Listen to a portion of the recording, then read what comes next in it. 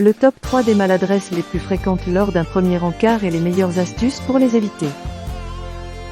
Le tout premier rendez-vous peut être le début de toute une série de rendez-vous, mais même d'une relation, à condition que vous ne foutiez pas tout en l'air.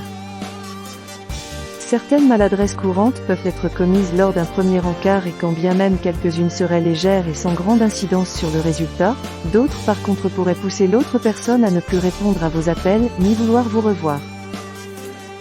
La particularité des premiers rendez-vous, c'est qu'ils vous mettent en face d'une personne inconnue, n'ayant aucune idée de qui vous êtes, de votre humour atypique ni des choses que vous appréciez. Il en est de même pour vous vis-à-vis de cette personne, mais votre objectif est de donner une bonne image de vous-même. Et dans la mesure du possible, de l'impressionner et de la persuader que vous méritez ne serait-ce qu'un deuxième rendez-vous, afin de voir quoi tout cela rime. Bien entendu, cette première rencontre peut être source de stress, d'anxiété et même de sueur froide. Ce premier rendez-vous ne durera qu'un instant, et non pas toute une semaine, et il ne s'agira pas seulement de savoir si c'est la bonne personne pour vous, ou pas. Prendre un café ensemble ne suffira pas pour découvrir les manies de l'autre personne, tout comme l'instant d'un dîner ne vous fera pas connaître toute l'histoire de sa famille. Cependant, il est évident que ce bout de temps pourrait définir ce qui aura lieu ou pas par la suite. Si votre rendez-vous tourne au vinaigre, il est possible que vous ne revoyiez plus cette personne. C'est la raison pour laquelle, il faudrait éviter de commettre certaines erreurs. Les premiers rendez-vous sont la première étape d'une relation, puisqu'à ce moment précis, vous ne ressentez rien d'autre que l'attirance que vous éprouvez pour l'autre personne. Vous n'auriez donc pas du chagrin si votre relation n'allait pas au-delà. Voici les 3 principales maladresses à éviter pour un premier rendez-vous réussi. Numéro 1. Être trop exigeant. L'une des choses que vous devriez éviter pour un premier rendez-vous serait de vous y rendre, vous faisant des films. Il ne faut pas se rendre à un premier rendez-vous en s'attendant à rencontrer son âme sœur, et en sortir avec une relation durable.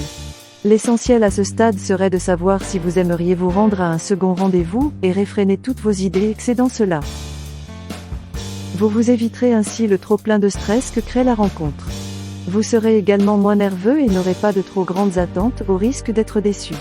Envisagez ce rendez-vous pour ce qu'il est, rien de plus qu'une première rencontre où vous rencontrerez une personne et déciderez si vous souhaiterez la revoir pour mieux la connaître ou pas. Numéro 2. Le trop-plein d'informations. Il ne vous servira à rien d'étaler toute votre vie au cours d'un premier rendez-vous.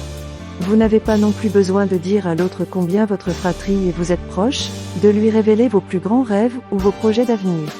Car vous avez en face, une personne inconnue, qui pourrait ne pas être intéressé par tout cela, et trop en dire sur vous ne ferait que créer en vous un faux sentiment de familiarité. Vous en viendrez même à penser que cette personne et vous êtes compatibles alors que vous ne savez rien d'elle en réalité. La discussion devrait être superficielle et transparente. Parlez de vos hobbies, de vos films préférés, sans révéler quoi que ce soit qui vous rendrait trop émotif. Vous en aurez l'occasion à l'avenir. Ce faisant, vous évitez qu'un inconnu en sache bien plus qu'il n'en faut sur vous. Numéro 3. Ne pas prendre du recul. Un rendez-vous réussi peut très facilement vous faire penser que c'est gagné, mais il est important de toujours prendre du recul. L'objectif est de voir la réalité en face, de ne pas se faire d'illusions et de ne pas se réjouir trop vite.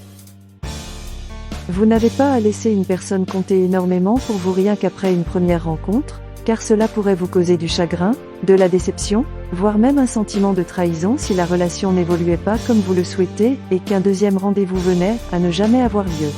Gardez vos pieds sur terre et n'allez surtout pas penser aux prénoms de vos futurs enfants ni à l'école qu'ils fréquenteront.